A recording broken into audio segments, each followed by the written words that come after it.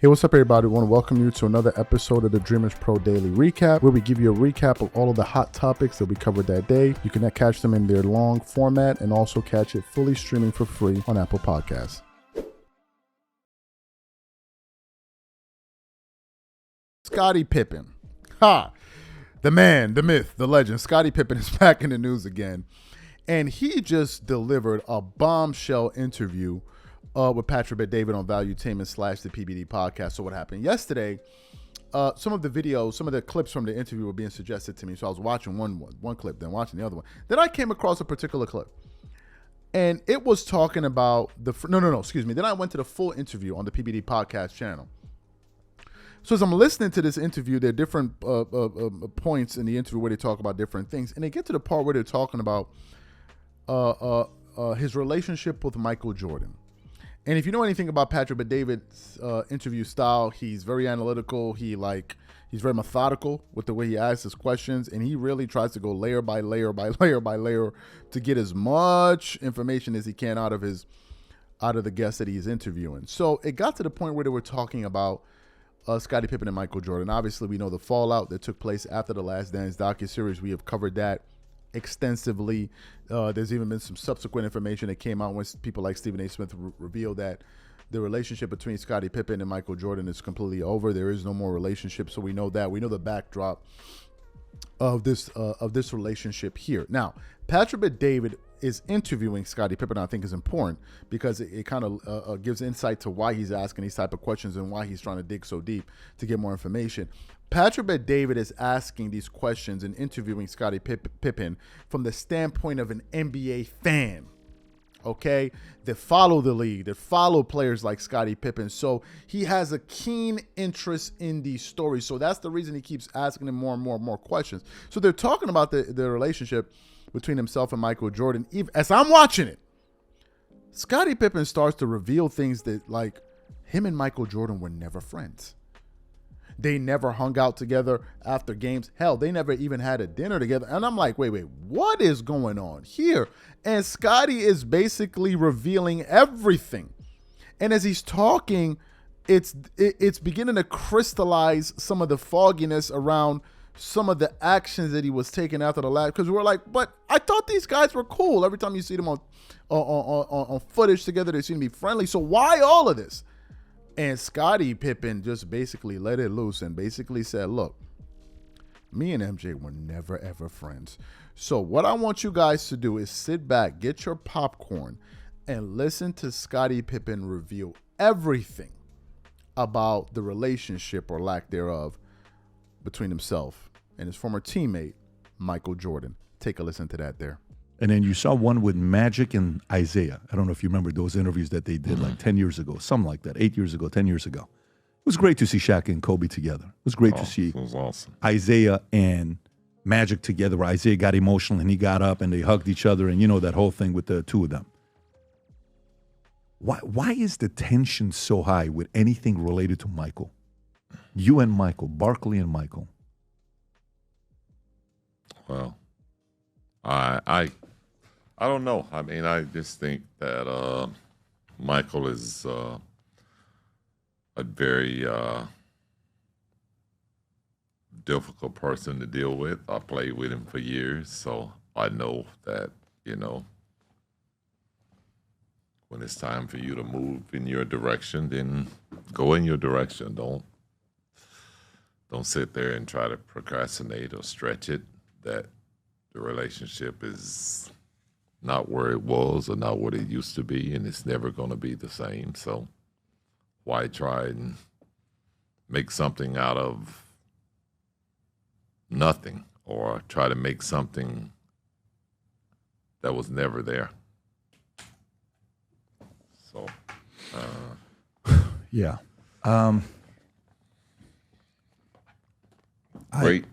Great teammate, but we just never were great friends. Never, even when you guys played. No.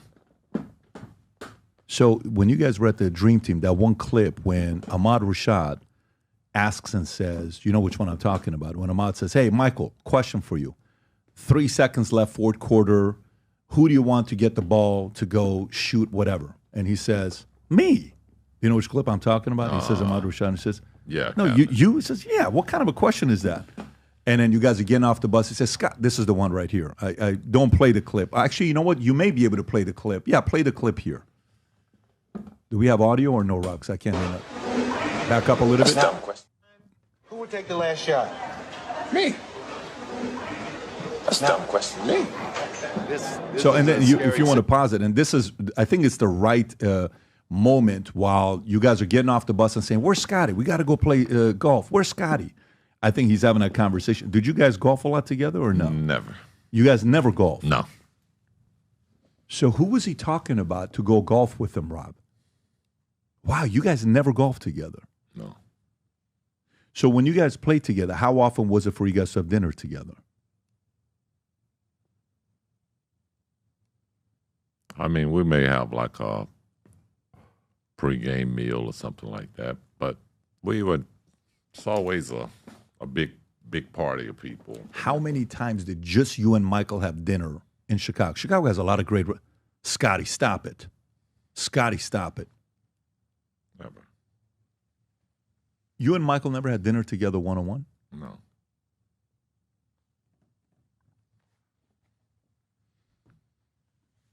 Never. Michael's house just sold, the one in Chicago, Yeah. right? I think it sold for like $9.6 million or some number like that, if I'm not mistaken. We like the house. We were interested, but possibly doing something with that because of the history in it. How often did you guys hang out in that house, go shooting, basketball, talking, mentally getting ready for the playoffs? I never shot basketball there.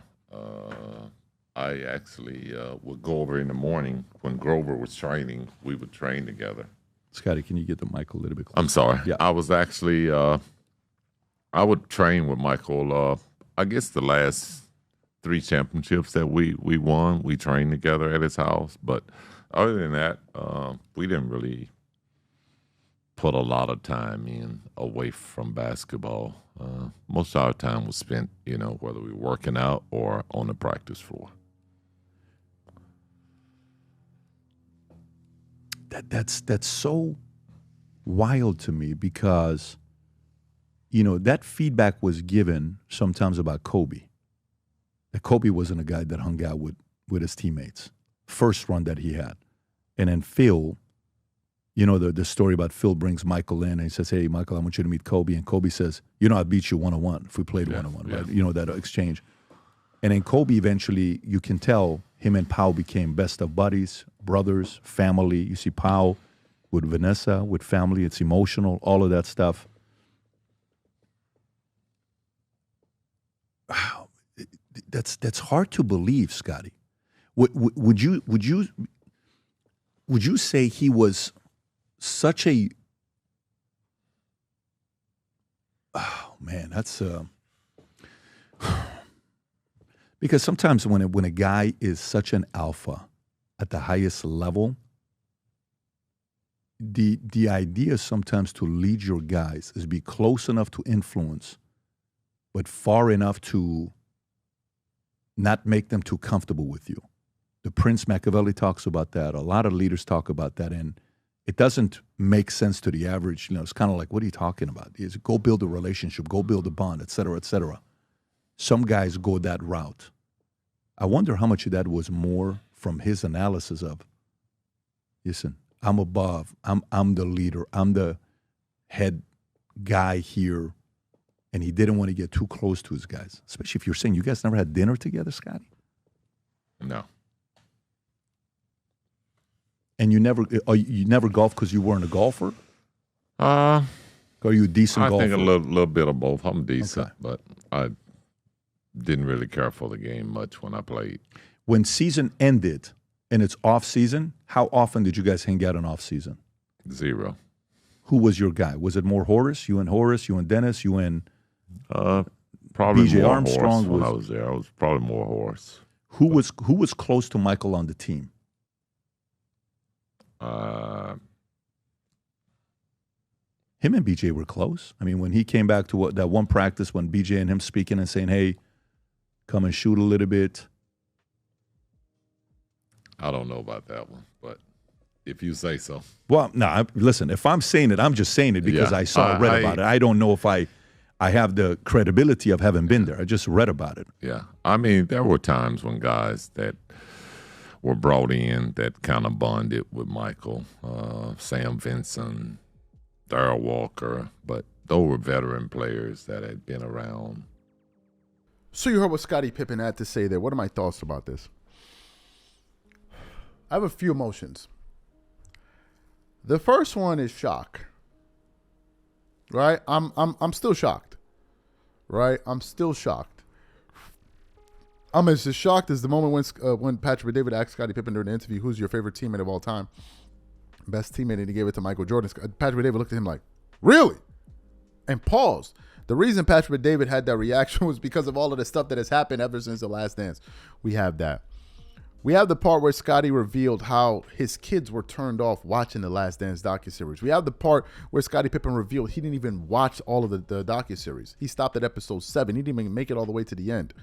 He revealed that. He revealed the fact that him and MJ were never friends. And to me, it's so surprising because you look at the success that these guys were able to have over the time frame that they were able to have to build that dynasty. Arguably the most memorable dynasty in American sports history. And to find out that these guys were never close is really, really surprising to me. It really, really is. But then it really unlocks so much of the confusion that a lot of us had as to why Scottie was saying the things that he was saying about MJ. Because I didn't know this. I was just looking at the situation from the outside looking in.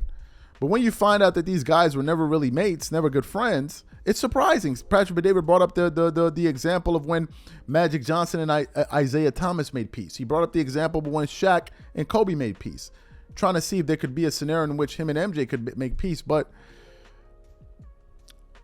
it seems to me that Scottie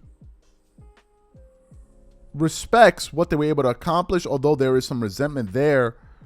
But he's no longer kind of playing the part of, the good soldier and trying to put on a brave face for the public because the public may feel this thing and may feel another thing. So therefore, I just want to put. He's like, no, I'm just going to let my hair down and tell you exactly what the reality is. As you see, I'm shooting this video as I'm talking. I'm thinking. I'm not even looking at the camera. I'm processing it like the rest of you. I'm processing all of this like the rest of you guys that watched it. It's really, really surprising, but look, that's life. That's life. Sometimes things don't end the way we want them to end based off of the nostalgia and all of the memories that we have about a particular thing. And I got to be honest with you, I think the people that are feeling this the most were the Chicago Bulls fans that were along for that ride. I think they're the ones that feel this the most. They're the ones that feel this the most. It's just surprising that they were able to have the success that they had with 2 3-peats and all of that when the 2 best players on the team weren't necessarily friends to that level. It's surprising. There could be more to it. Maybe this is Scottie speaking from his standpoint. I don't think we'll ever get to hear Michael Jordan speak from his. But nevertheless, it's quite jarring.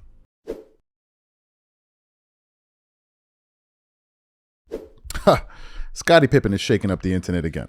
Okay, he is shaking up the internet again with the things that he's talking about on this new Patrick David interview podcast. We actually started reacting to it last night. We did a live reacting to some of the things that he said about the whole Michael Jordan versus LeBron James GOAT debate. He said that there is no debate. He said there is no debate. We covered that extensively. We did like an hour live. There were a lot of people in there. Shout out to everybody that was a part of the live. That was a part of that there, but it was a long interview. And prior to us even going live, I already had a bunch of things that I wanted to talk about, and this was one of them. Now, as you guys know, Charles Barkley is probably the best in the business when it comes to sports media. When we're talking about basketball, he's the top of the game, right? But before that, obviously, he was an NBA player, top 75 guy, a hell of a player who played with the Philadelphia 76ers, the Phoenix Suns. But towards the tail end of his career, he ended up playing with who?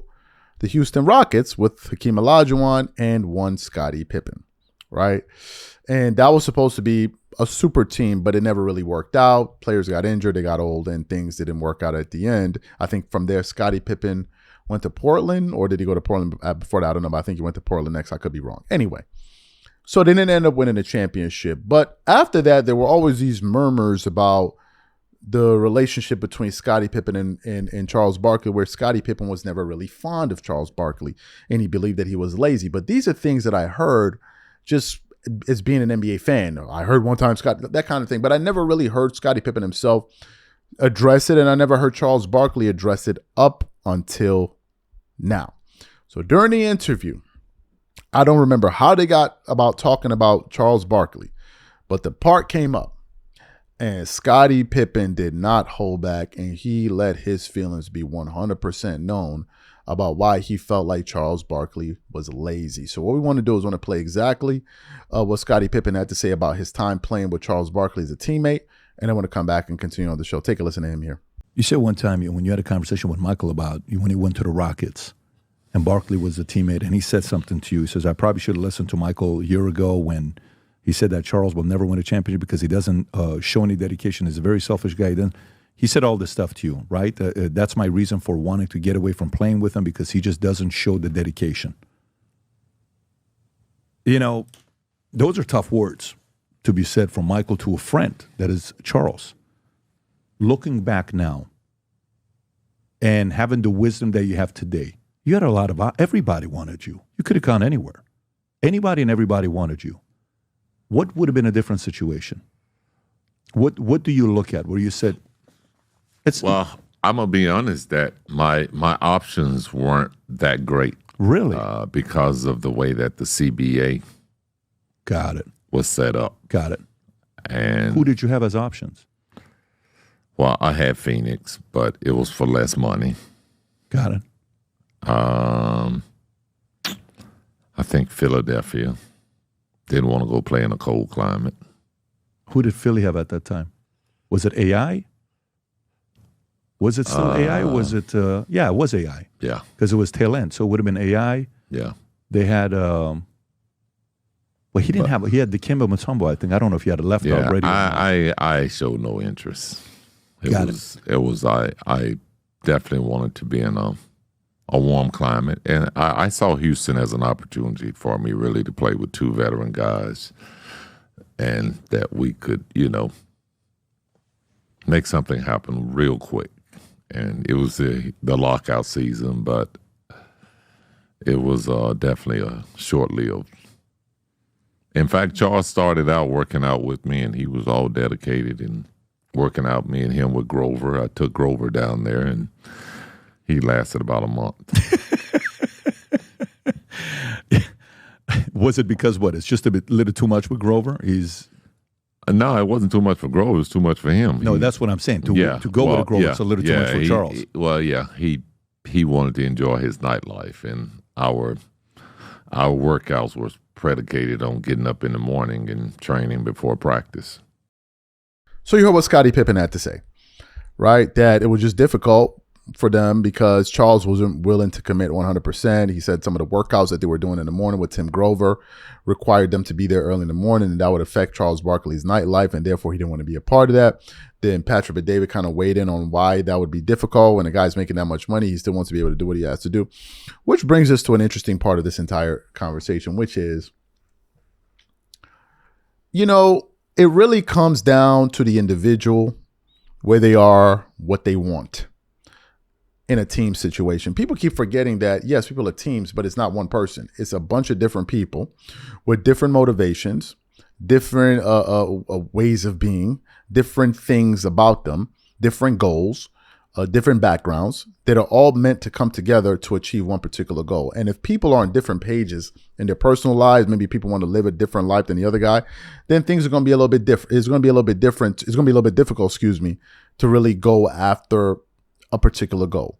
So for a guy like Charles Barkley that maybe wanted to enjoy his evenings, go out, he may have thought that was important to him and he wanted to do that. Where a guy like Scottie is looking at him like, yo, bro, you don't want to commit as much. Whereas a guy like Charles may be looking at Scottie like, bro, you got to let your hair down and live a little. So you have a philosophical clash that's taking place there. And it happens all the time. Now, what's interesting is that Scottie seemed to be a little bit more regimented, like Kobe, like he was with Jordan. And one can make an argument that rubbed off on Jordan. Excuse me, on Scottie, because before Scottie got to the Bulls, he didn't just come into the NBA as an all-star. He had to develop into an all-star. And some people like Skip Bayless and others have made an argument that Scottie being around Michael Jordan really helped elevate his game and his attitude and his work ethic to an entirely different place. And that's understandable, because when you get around greatness, chances are some of it is going to rub off on you, because why? Success leaves clues at the end of the day. So there may have been some of that work in there as well, right? But it's not easy. It's not easy. Some people are more committed to the particular things than others, and it doesn't make them a bad person. Oh, I'm not committed, because it just means that people have other interests as well. Right now, some people say, hey, look, you're an NBA player, you're getting paid millions and millions and millions of dollars. What do you mean you have a set of interests? You should be dedicated to this 100% of the time. And what you'll find is that you'll find other NBA players that will argue against that. All right. And then you find other NBA players that find a way to have their fun. Look, a person that was extremely dedicated to the game was Kobe Bryant. And Kobe, I read in one of his books where he said, look, I wasn't going to sacrifice my time with my family. I wasn't going to compromise my workouts. So instead, I gave up my sleep. And Kobe just said, I'll sleep less. So therefore, I'll be able to dedicate time with my family. If we're going on vacation, I'm going to be there for them and be present. And then when it comes to my workouts, I'm going to work out, but I'm just going to sleep less. That was Kobe's way of kind of balancing his life. But Kobe seemed to be like my family, or Kobe didn't really go out and all that other stuff. I don't know him, but that's what I heard. So it really comes down to how you build your life. But I think what you saw there was just a philosophical clash, because the fact of the matter is both of those guys were good enough to make it into the top 75. So they were doing something pretty good. So let's get into today's topic. This is going to be a crazy one. Right here. I already know LeBron fans are going to be tired of me. Yo, what's up with this dude, son? You always hating on LeBron, son. I'm going to get that dude, man. I'm going to get that dude. You know that phone call from the Biggie song, was it Long Kiss Goodnight? No. My Downfall. That's how these LeBron fans be called. Yo, I'm going to get you. I'm going to get you for all of this hate you be doing. Matter of fact, they do be hitting me up on Instagram trying to, you know what I'm saying? But it's all good. But anyway, a major bit of news broke about 36 hours ago, which was LeBron and his partners are looking to put together a $5 billion package to create a possible rival league to the NBA abroad, right? Now, as you guys know, LeBron has made it clear that he wants to have an ownership stake in a particular NBA team. And what we've heard is that he wants to be a part of the team that's going to be brought to Las Vegas. He wants to own a team. He wants to own a team. He himself has said it. Many people have talked about it. I'm sure he's been saving up a lot of his money to do so, right? LeBron got a lot of hundreds of millions. So he's a I don't know if he's multi-bill, but he's worth 1.56. I don't know how much money LeBron is worth, but he's a super, super wealthy guy. So anyway, we know this. We know this has been his aspiration. Fantastic. So once the news broke, they decided to talk about it on ESPN First Take yesterday, and I saw it on NBA on ESPN. And they decided to post a full segment, which is a 20-minute segment. And I decided to sit down and watch this segment, right? Because I wasn't going to do a show about the video, a show about that topic.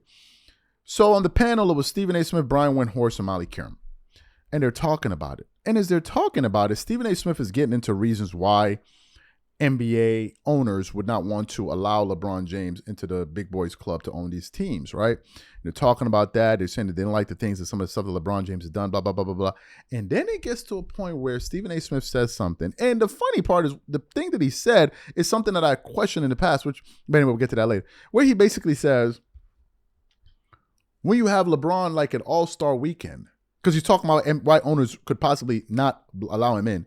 When you have LeBron James at all-star weekend, giving a wink to the players, a nod to the players after players like Larry Bird go in there and try to coax them up to play hard. And then you got LeBron that will probably just signal off to them like, yo, just go out there. We're not competing in this.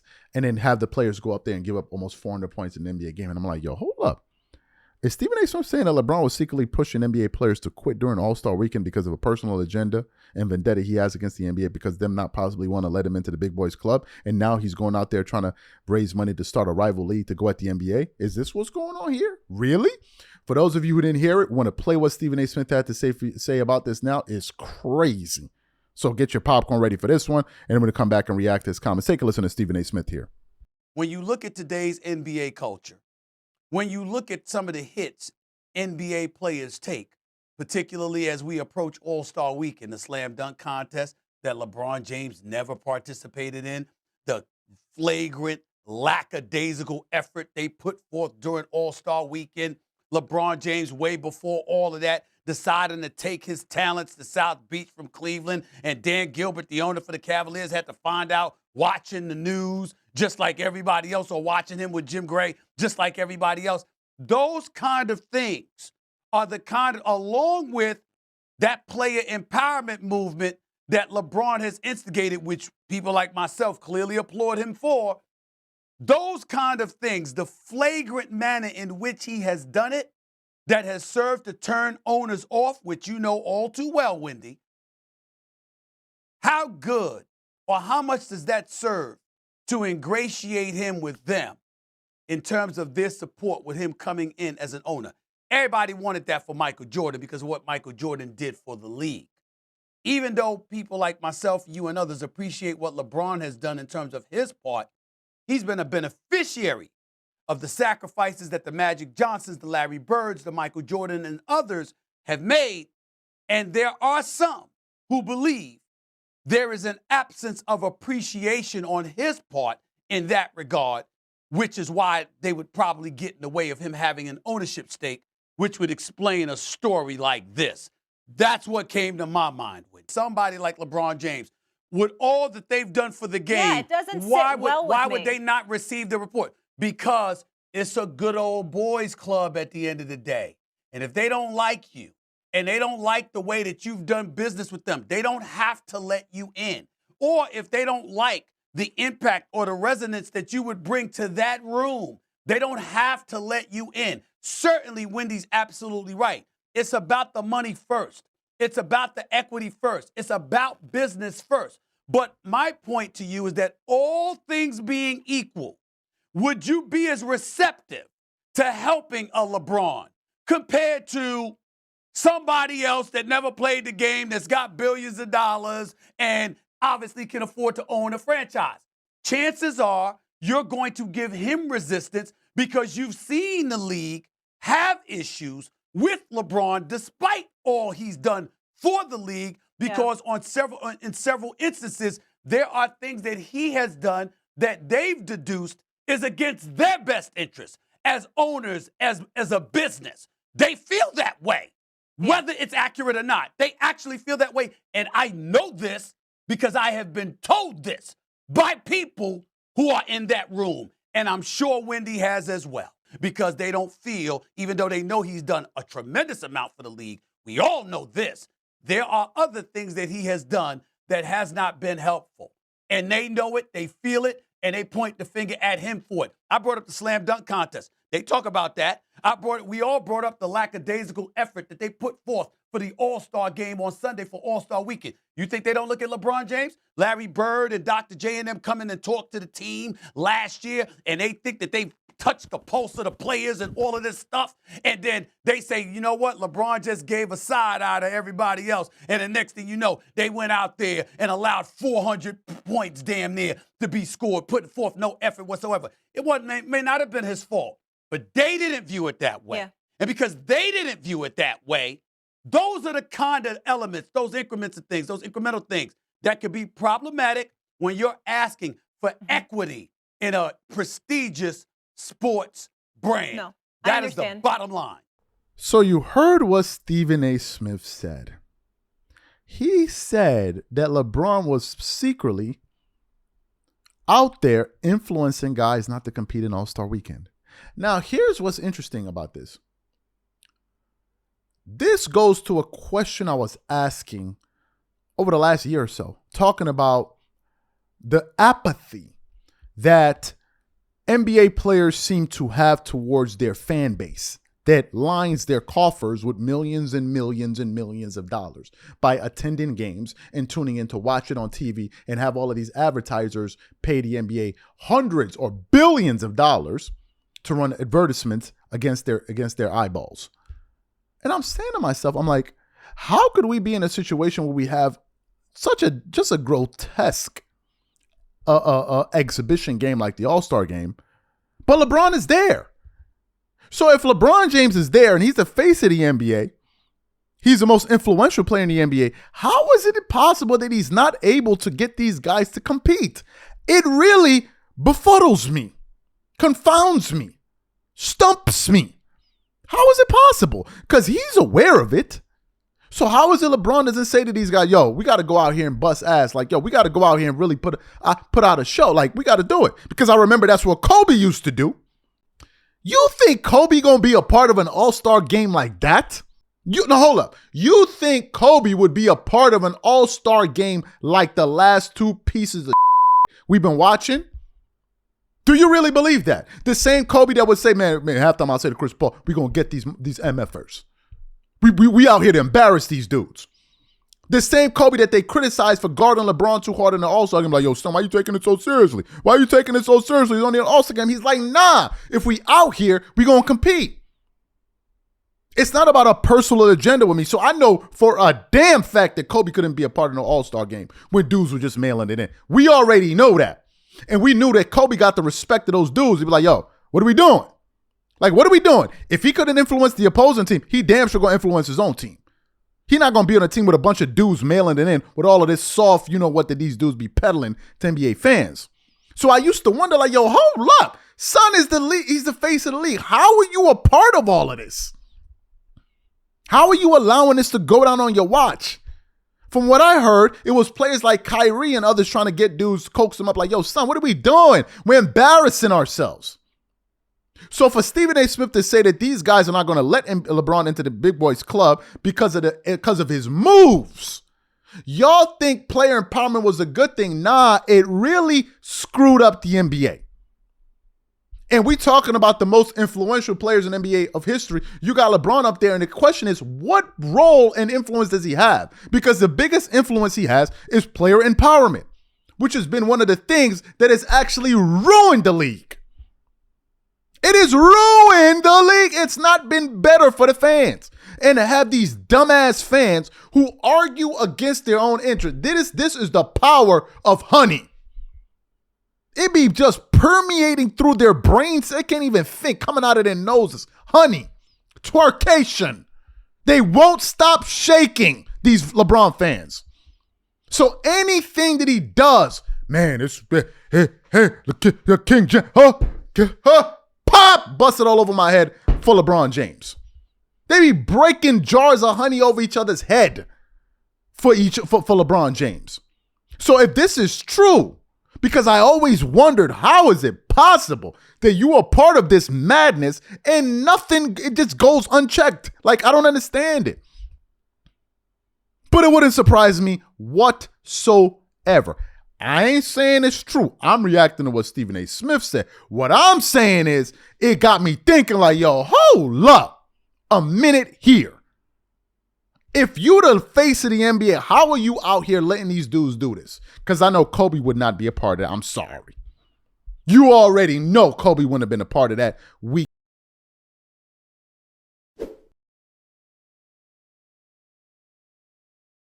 So today, folks, we got a crazy show for y'all. We got a crazy show for y'all today. As you guys know, we are living in the cupcake era. The cupcake era. These dudes out here is sweet and sensitive. The two S's, sweet and sensitive. That's what these NBA players have turned into.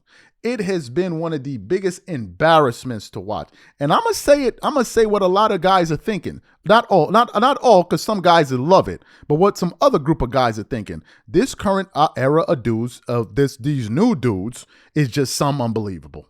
These new dudes is something you just don't believe. We're living in the most sensitive era in the history of the world.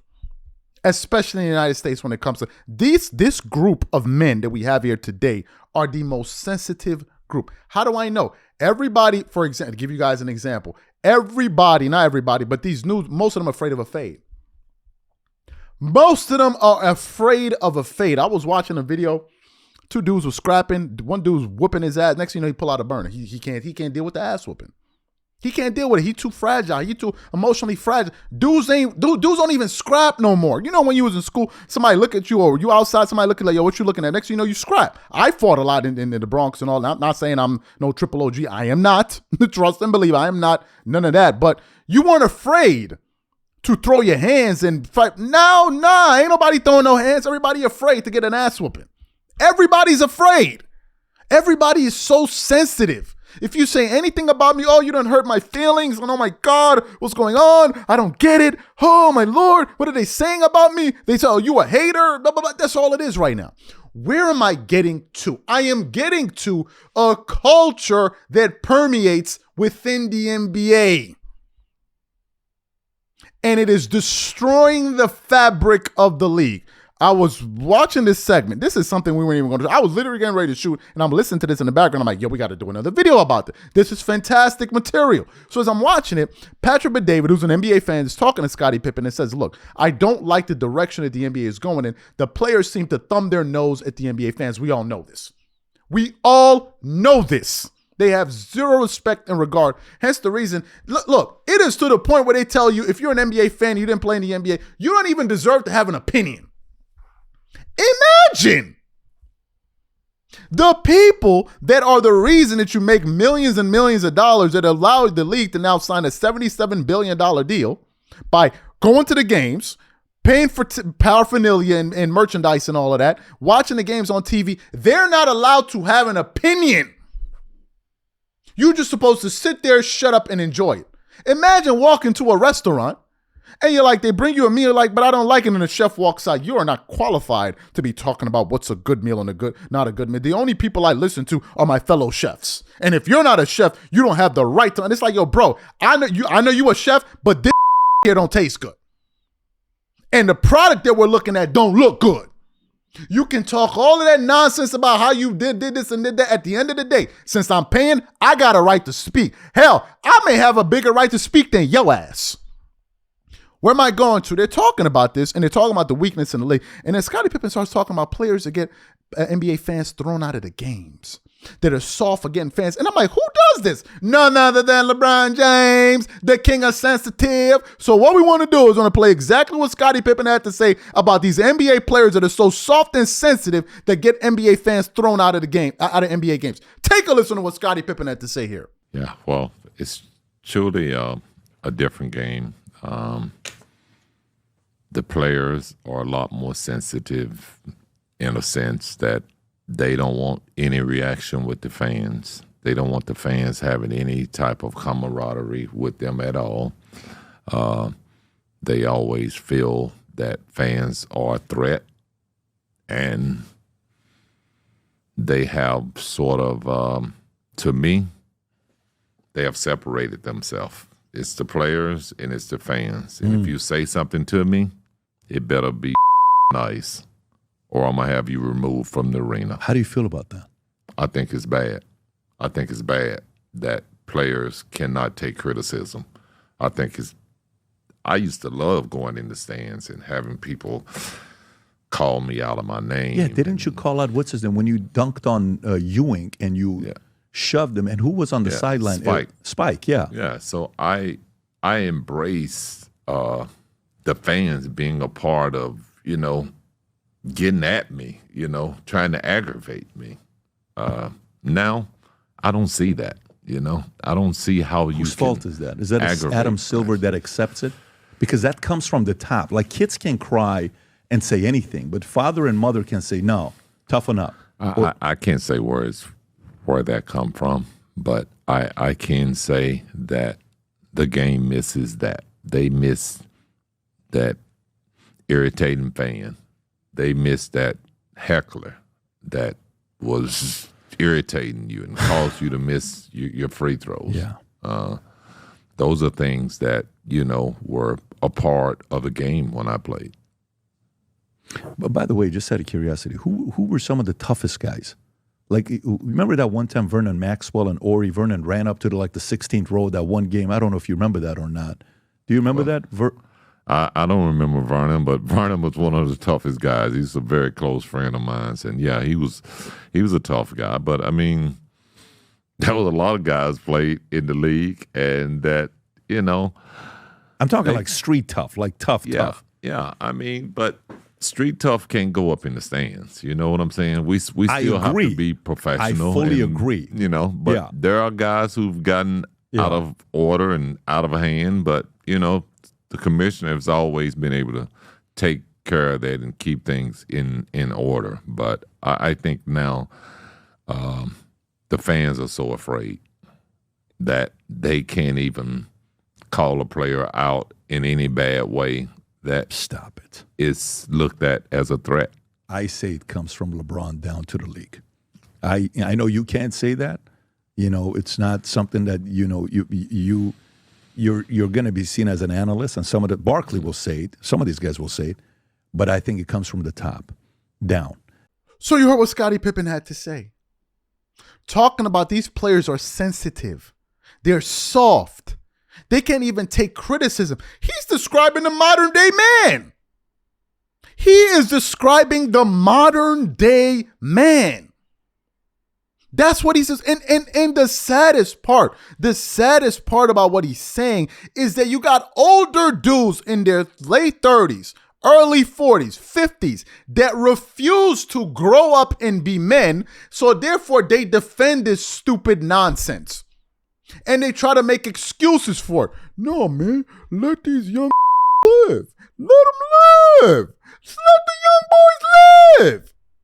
It's like, yo, son, you're 45. Go get over it. So you got the older dudes that's trying to be like the young dudes, and the young dudes are like this. So where are the men? Where are the men?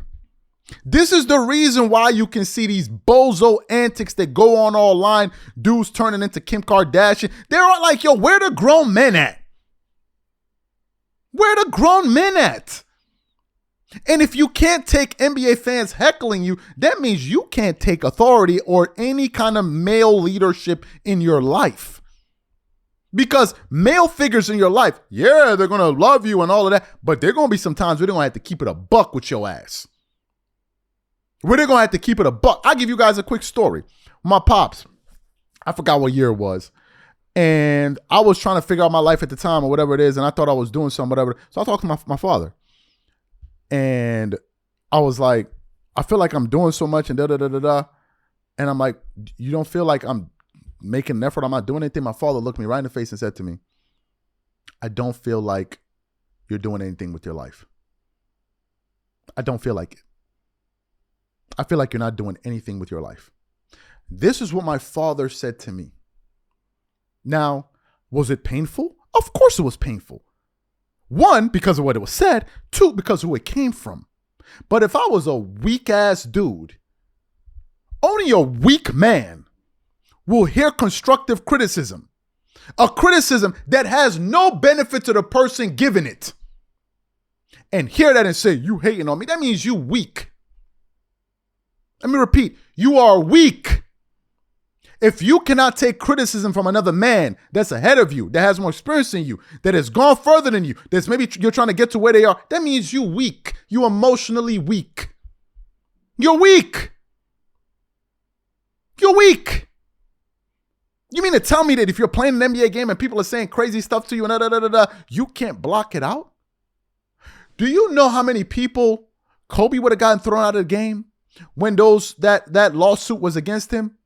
Kobe was talking about in the documentary in the news. He's like, I hear this stuff that people are saying. I hear this stuff. If Kobe was as weak as these dudes, he would have been getting 20 fans thrown out a game because they said something he didn't want to hear. It's called manning up.